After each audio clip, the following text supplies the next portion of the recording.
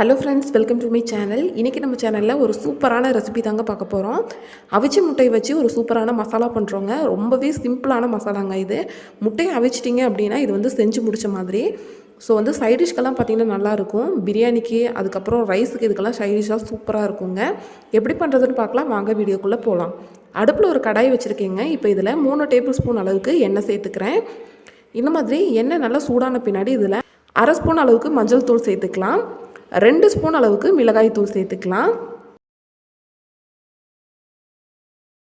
கூடவே 2 ஸ்பூன் அளவுக்கு மல்லித்தூள் சேர்த்துக்கலாங்க. 1/2 ஸ்பூன் அளவுக்கு மிளகுத்தூள் சேர்த்துக்கலாம். இந்த மாதிரி எல்லா மசாலாவும் சேர்த்த பின்னாடி ஒரு தடவை நல்லா மிக்ஸ் பண்ணி விட்டுக்கலாங்க. எண்ணெயிலேயே தூளோட பச்சை வாசம் போகிற அளவுக்கு மிக்ஸ் பண்ணிக்கலாம். அடுப்பு பார்த்திங்கன்னா சிம்மில் வச்சுக்கோங்க. நீங்கள் வந்து அதிகமாக வந்து அனல் வச்சுருந்தீங்க அப்படின்னா கரிஞ்சு போயிடும். ரொம்பவே கம்மியாக வச்சு மசாலாவை பார்த்திங்கன்னா வறுத்து எடுத்துக்கோங்க. இப்போ இதில் ஒரு பெரிய சைஸ் தக்காளியை பார்த்திங்கன்னா நான் வந்து கட் பண்ணி வச்சுருக்கேன். இதை சேர்த்து தக்காளி நல்லா வதக்கிக்கலாம்.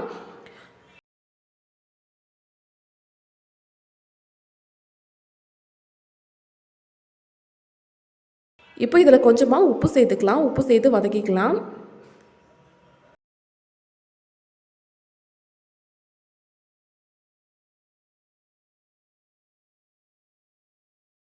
இப்படி வதக்கின பின்னாடி இதில் ஒரு கொத்து கருவேப்பிலை சேர்த்துக்கலாங்க. 1/2 ஸ்பூன் அளவுக்கு இஞ்சி பூண்டு பேஸ்ட்டு சேர்த்துக்கலாம். ரெண்டுத்தையுமே சேர்த்து நல்லா மிக்ஸ் பண்ணி விட்டுறலாம். இப்போ இதில் ஒரு பெரிய சைஸ் வெங்காயத்தை பார்த்திங்கன்னா கட் பண்ணி வச்சுருக்கேன். இதை சேர்த்துக்கலாம். சேர்த்து நல்லா வதக்கி எடுத்துக்கலாங்க. வெங்காயம் வந்து நல்லா சாஃப்டாகி வர்ற வரைக்கும் இதை பார்த்திங்கன்னா நம்ம வதக்கி எடுத்துக்கணும். பாருங்கள், இந்த மாதிரி வெங்காயம் வந்து நல்லா வதங்கின பின்னாடி இதில் 1/2 ஸ்பூன் அளவுக்கு சோயா சாஸ் சேர்த்துக்கலாங்க. சோயா சாஸ் சேர்த்துக்கிட்டிங்கன்னா டேஸ்ட் பார்த்திங்கன்னா ரொம்பவே நல்லாயிருக்கும்.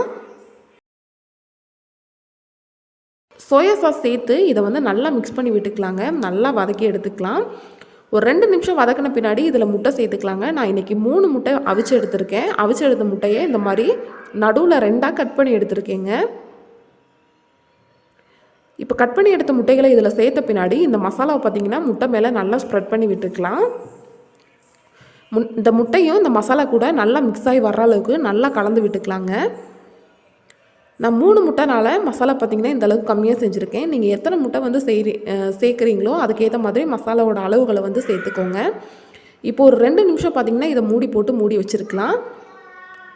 ரெடியான பின்னாடி 2 நிமிஷத்துக்கு அப்புறம் அப்படியே முட்டையை திருப்பி போட்டு ஒரு 2 நிமிஷம் வச்சுருந்து எடுத்துக்கலாம். அவ்வளோதாங்க, மசாலா பார்த்திங்கன்னா சூப்பராக ரெடி ஆயிடுச்சு. கடைசியாக இதில் கொஞ்சமாக கொத்தமல்லி தழை சேர்த்துக்கலாங்க. சேர்த்து ஒரு தடவை நல்லா மிக்ஸ் பண்ணி விட்டுக்கலாம்.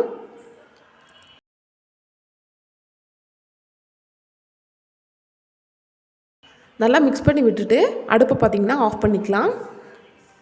அவ்வளோதாங்க, நம்மளோட சூப்பரான முட்டை வந்து மசாலா பார்த்திங்கன்னா ரெடி ஆயிடுச்சுங்க. இது வந்து ஒரு வறுவல்னே சொல்லலாம். ரொம்பவே சூப்பராக இருக்குங்க. பிரியாணி, குஸ்கா, வெஜிடபிள் பிரியாணி இது எல்லாத்துக்குமே சூப்பரான சைட் டிஷ்ஷாக இருக்கும். வெரைட்டி ரைஸ்க்கு கூட பார்த்திங்கன்னா ரொம்பவே நல்லாயிருக்குங்க. ஸோ இந்த வீடியோ உங்கள் எல்லாத்துக்குமே கண்டிப்பாக பிடிச்சிருக்குன்னு நினைக்கிறேன். இந்த வீடியோ உங்களுக்கு பிடிச்சிருந்துச்சுன்னா லைக் பண்ணுங்கள், ஷேர் பண்ணுங்கள், கமெண்ட் பண்ணுங்கள். மறக்காமல் நம்ம சேனலை சப்ஸ்கிரைப் பண்ணி பக்கத்தில் இருக்க பெல் பட்டனை கிளிக் பண்ணி ஆளுங்கிற ஆப்ஷனை செலக்ட் பண்ணி வைங்க. அப்போ தான் நம்ம போடக்கூடிய எல்லா வீடியோஸோட நோட்டிஃபிகேஷனுமே உங்களுக்கு வரும். தேங்க்யூ ஃபார் வாட்சிங் ஃப்ரெண்ட்ஸ்.